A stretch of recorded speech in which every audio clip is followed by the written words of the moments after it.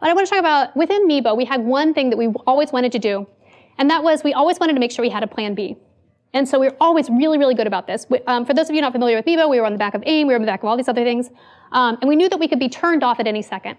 And so we originally said, hey, listen, if all else goes, we can always be open source. At one point when we thought AIM was potentially going to release a competitor, we actually ended up building a copy of the entire their social graph so that we could launch something that was a competitor overnight. And then at the very, very end, 3 to 4 years in, you end up in this point where in an organization, you need to be able to deliver on your promises to your investors, and we need to be able to deliver on profitability. And in this point, we thought we had a plan B, which was we were really, really excited because our plan B was going to be we were also building mobile at the same time. If we needed to switch over, we could. And we built this amazing, we swung hard, we said we're going to go from chat to advertising platform because we wanted to own our own destiny. We wanted to be able to generate revenue, and if we had revenue, it would make everything else easier. And built it, worked on it for, 12, 18 months. And then the market slipped. And in Q4, which is the biggest advertising quarter of them all of a sudden, it was the first time where we really had to implement our plan B. And though we had kind of a plan B in our pocket, where it was like mobile and all these other things,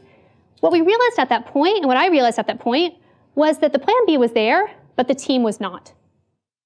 And I had spent all of this time doing all of the strategy and thinking through things, and we built this entire organization around this new idea of advertising platform, and we wanted to be able to innovate, and we wanted to be able to go to next things, but the people who had been responsible for the innovation, who were part of our really core DNA, they had already left the organization, they were no longer in the right roles, and from that point, even though I really wanted to be able to be nimble and be able to move and be able to pivot again, I had built an organization that was probably going to take another 2 to 3 years to be able to get to the point where I'd be able to have that again. And so that's the reason I share that story is because typically whenever you're at that point in a startup, there's this tendency to swing really, really, you build out a product and then you swing really, really, really, really hard to be able to meet your first deliverables, to be able to deliver profitability. And you forget that once you achieve that, you're probably going to need to have more R&D and you're going to need to be able to innovate again.